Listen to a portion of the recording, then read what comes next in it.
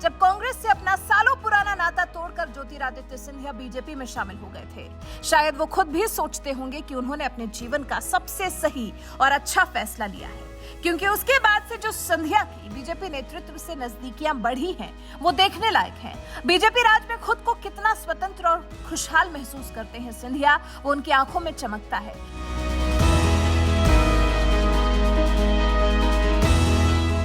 देखा जा सकता है कि वाकई वो बीजेपी का दामन थामने के फैसले पर कभी पछताते नहीं होंगे और अब तो धीरे धीरे उनका कद और ज्यादा ऊंचा होता जा रहा है और अब तो देश के गृह मंत्री अमित शाह तक उनके घर की मेहमान नवाजी का लुत्फ उठाकर आ चुके हैं। रविवार को मध्य प्रदेश के दौरे पर पहुंचे शाह ने ग्वालियर पहुंचकर सिंधिया की आवभगत का भी लुत्फ उठाया।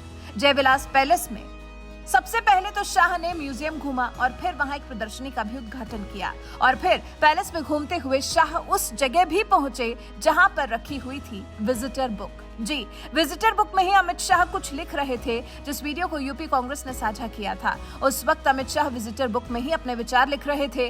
विजिटर बुक को देखकर अमित शाह वहां बैठ गए थे जहां विजिटर बुक रखी हुई थी और उसके बाद अमित शाह ने इस विजिटर बुक में लिखा एक बेहद ही खूबसूरत संदेश।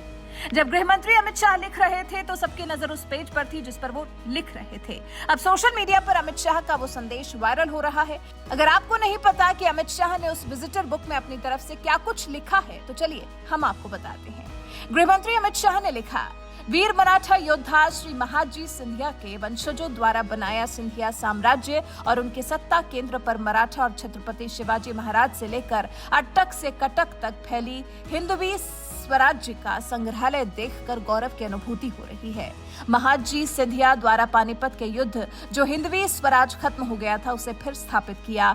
उनकी ये वीर गाथा सदियों तक स्वराज और स्वधर्म का संदेश देती रहेगी। धन्यवाद अमित शाह, गृह मंत्री, भारत सरकार। अमित शाह के संदेश से और ज्यादा कांग्रेस को तकलीफ हुई होगी, क्योंकि तकलीफ तो पहले शाह के सिंधिया के घर जाने से ही कांग्रेस को बहुत हो रही थी। फिर उसके बाद ये संदेश और शायद अब कांग्रेस मन ही मन सोच रही होगी कि आखिर उसने सिंधिया के रूप में क्या खो दिया है, क्योंकि कांग्रेस की चमक तो फीकी पड़ गई है, लेकिन पहले से चमचमा रही बीजेपी में जब से सिंधिया आए हैं तब से पार्टी की रौनक और ज्यादा बढ़ गई है। इसे शक्ति प्रदर्शन के तौर पर भी देखा जा रहा है। जी हाँ, सिंधिया के शक्ति प्रदर्शन के तौर पर 2023 में मध्य प्रदेश में होने वाले हैं विधानसभा चुनाव, उससे पहले इसे सिंधिया के शक्ति प्रदर्शन के रूप में लिया जा रहा है।